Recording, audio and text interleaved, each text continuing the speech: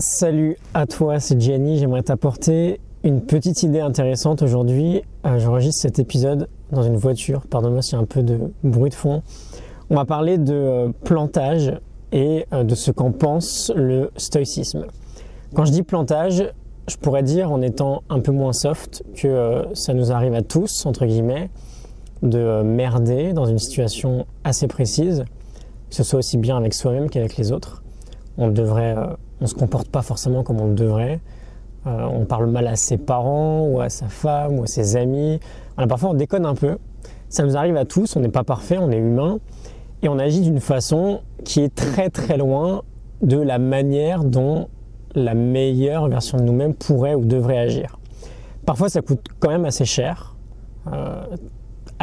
pour réparer ses erreurs.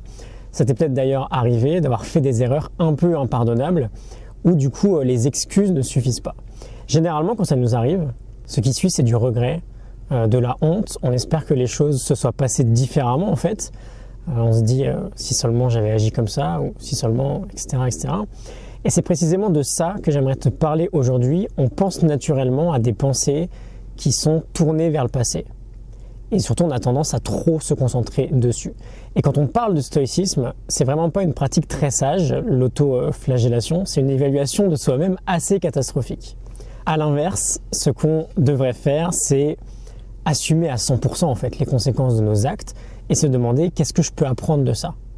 Et on peut même aller encore plus loin et aller voir la personne avec qui ça n'a pas marché, que ce soit un ami ou un client, et lui demander simplement est-ce qu'il y a des signes que je n'ai pas vu, est-ce qu'il y a des choses que j'aurais pu faire différemment?